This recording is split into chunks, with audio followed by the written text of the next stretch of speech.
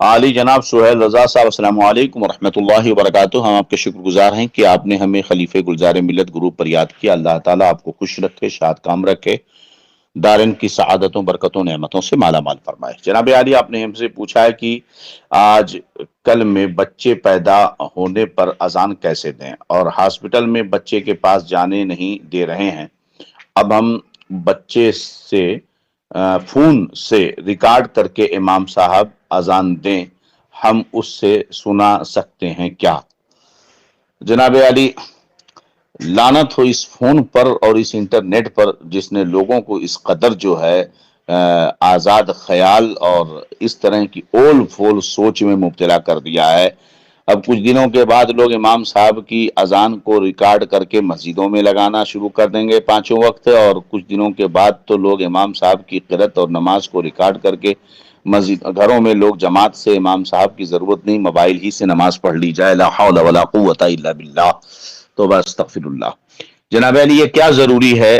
بچے کے پاس ہاسپٹل میں نہیں جانے دیا جاتا ہے تو ایسا تو نہیں ہے کہ ماں کو بھی نہیں جانے دیا جاتا ہے. بچہ جیسے پیدا ہوا اور حالات صحیح ہوئے ذرا سا تو اس کے بعد فوراً سب سے پہلے ماں ہی کے پاس لایا جاتا ہے. تو اذان دینے کے لیے امام صاحب کا ہونا ضروری نہیں ہے، بلکہ ماں ہی بچے کے کان میں اذان دے دے. مگر یہ اس وقت ہو سکتا ہے جناب جبکہ آپ اذان دینے میں بھی امام صاحب کے محتاج ہیں، اور بسم اللہ الحمدللہ کہنے میں بھی ہم لوگ امام صاحب کے محتاج ہیں. ماں کو اسی لیے کہا جاتا ہے، نبی کریم صلی اللہ علیہ وسلم نے ارشاد فرمایا اطلب العلم ولو کان بالصین، علم حاصل کرو اگرچہ ملک چین جانا پڑے.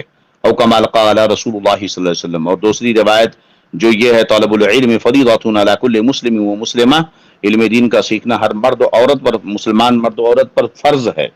تو کم سے کم عورتوں کو اتنا تو سیکھ ہی رکھنا چاہیے کہ اپنے بچوں کو تعلیم دے سکیں، اگر کسی اور کو نہ دے سکیں اپنی دینی ضرورتوں کے لیے. لہذا امام صاحب کی موبائل سے اذان کو موبائل میں ریکارڈ کر کے دینا یہ لغو اور بیکار چیز ہے، اور کلمات کا فیض و ملنا یہ ایک الگ چیز ہے. اور لیکن جو ہے اس کے لیے کیا ضروری ہے کہ ریکارڈ موبائل سے کیا جائے؟